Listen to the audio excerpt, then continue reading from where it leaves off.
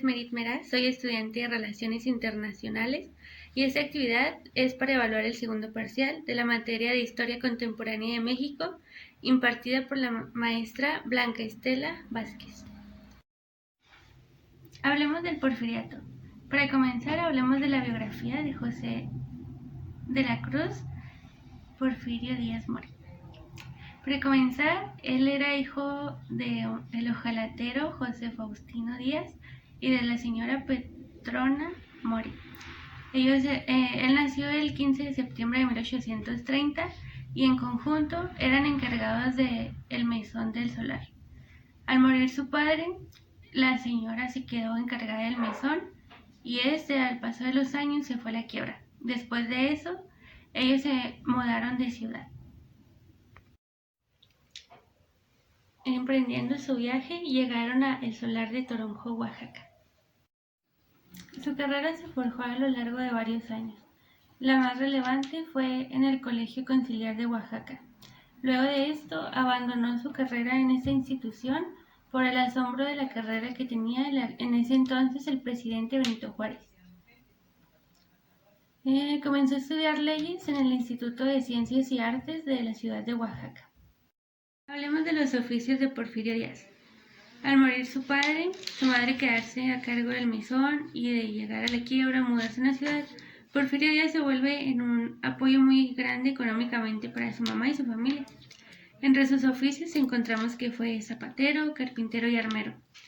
Entre sus actos más destacables encontramos que en 1846 entró en el batallón de la Guardia Nacional, siendo así que se iniciara en la vida militar. El 16 de enero de 1858 también formó parte de la toma de la ciudad de Oaxaca. Al término de la Guerra de Reforma, el 4 de enero de 1861, también Porfirio Díaz formó parte de esto. Porfirio Díaz se casó el 15 de mayo con su sobrina, que era hija de su hermana. Procrearon 7 hijos, de los cuales únicamente sobrevivieron 2. En 1867, Porfirio Díaz se postuló a la candidatura para la presidencia de México, en oposición de Benito Juárez. Renunció al ejército el 23 de febrero de 1868. Luego de un tiempo, vemos cómo rechazó el puesto de representar a México en Washington. El Plan de Tuxtepec fue un plan elaborado por el general Porfirio Díaz para destituir a Sebastián Lerdo de Tejada, que fue anunciado el 10 de enero de 1876 en el municipio de Villa de Ojitlán de San Lucas Ojitlán, Tuxtepec, Oaxaca. El general Porfirio Díaz obtiene su primer mandato presidencial, teniendo así las tareas de reestructurar el ejército, reorganizar el Estado Mayor e impulsar la educación. Porfirio Díaz falleció el 2 de julio de 1915.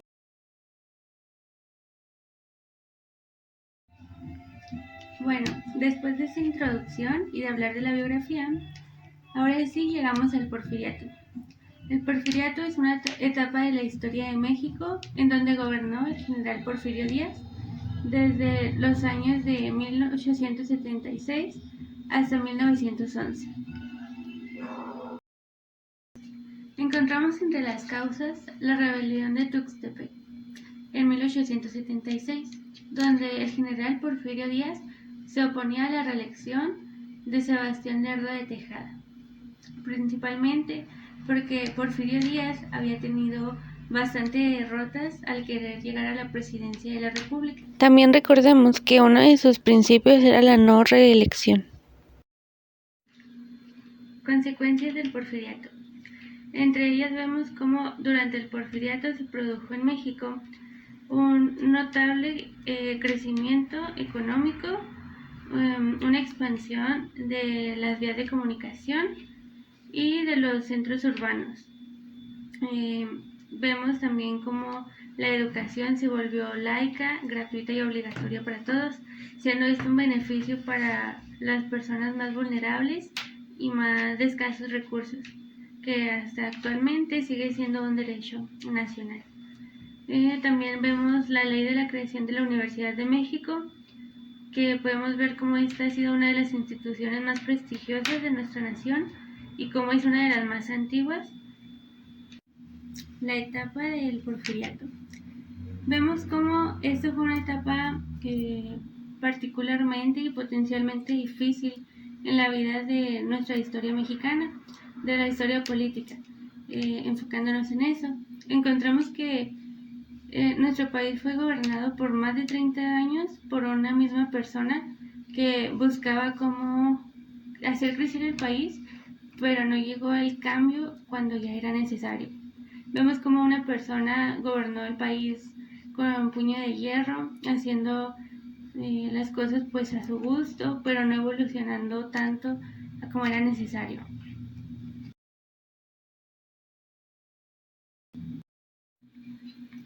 Bien, ahora hemos visto partes importantes del Porfiriato, pero no podemos llegar a todas estas cosas sin tener personajes relevantes. Entonces, a continuación, les voy a presentar los personajes relevantes del Porfiriato. General Porfirio Díaz, principal personaje en esta etapa de la historia mexicana. Expresidente Benito Juárez. Él forjó las bases de lo que se convirtió el general Porfirio Díaz. Luego, también vemos cómo Porfirio Díaz generó el plan de la Noria en contra de él. Expresidente Sebastián Lerdo de Tejada. Gracias al plan de Tuxtepec y la revolución de dicho plan, el general Porfirio Díaz llegó a la presidencia por primera vez. José Ibáez Limantur. Él fue el secretario de Hacienda más reconocido de la época del Porfiriato. Gracias a él se logró la mexicanización de los ferrocarriles. Este personaje militar destacó por su cercanía y fidelidad al general Porfirio Díaz, logrando así ser ascendido a encargado de la sexta zona militar. Este personaje es originario de Sonora. Destacó por su lucha con los yaquis, siendo así que en 1904 se convirtió en vicepresidente de la Ciudad de México. Bueno o malo, el Porfiriato, a mi opinión y a la opinión de varios ciudadanos de esa época, fue una etapa buena en muchos sentidos, porque vimos cómo la economía incrementó, tuvimos mucho progreso en cuanto a innovaciones, pero también vimos cómo una persona que se aferró al poder no dejó que el país diera el cambio que necesitaba, un giro que necesitaba para incrementar y llegar a tener completas y cubiertas las necesidades que iban creciendo según la época. Bueno, llegamos a la reflexión de este tema. Vemos cómo la mayoría de las veces las personas nos aferramos a las circunstancias, a los instantes, a la esperanza o a la fe, sin observar cuándo es nuestro momento necesario de decir adiós. Pues el general Díaz se concentró tanto en tener el poder y llegó a olvidar los principios y las necesidades que México tenía en su momento. Incluso olvidó los principios que él tenía, porque recordemos su biografía, era una persona que buscaba tener un cambio en México y que el poder beneficiara al país. Se dio fin a este periodo en mayo de 1911, luego de que Francisco I. Madero creara el Plan de San Luis, donde desconocía la reelección de Porfirio Díaz, anulando las recientes elecciones y convocando nuevos comicios, mientras que Madero asumía la presidencia de manera provisional. El 6 de noviembre de 1910 dio inicio el conflicto armado llamado Revolución Mexicana, que duró hasta 1920. Vimos un poco de nuestra historia.